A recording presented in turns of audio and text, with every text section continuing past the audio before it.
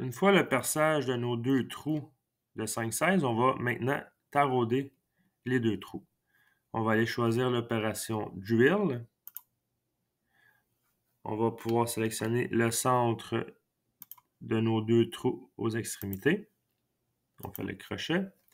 Dans les outils, on va aller choisir dans la librairie. On va s'assurer d'être filtré par rapport au tap right. On va aller choisir le 3, 8, 16 comme tarot. L'avance par tour est déjà paramétrée. Nous, ce qu'on a besoin d'écrire, ça va être un RPM, par exemple, à 300, c'est quand même bon. Et le feed va s'ajuster en conséquence. Pour ce qui est du code paramètre, on va s'assurer d'être en tap, mode tap.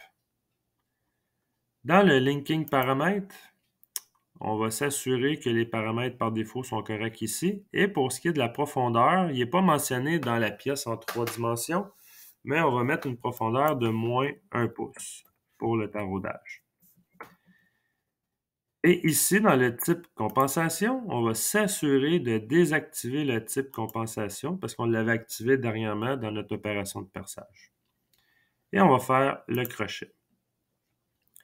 Je vais simuler, voir qu'est-ce que ça donne avec le backplot. On descend jusqu'ici. Même chose pour l'autre trou. Ce que je veux aller voir aussi, c'est que je vais choisir le montage 2 pour que mes 3 opérations soient sélectionnées. Et je vais faire le mode Verify.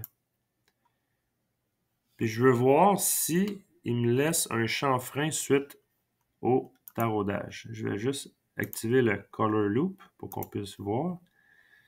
Première étape, c'est le centrage. Deuxième étape, c'est le perçage. Et troisième étape, ça va être le taraudage. Et on voit que le trou, il s'est agrandi maintenant.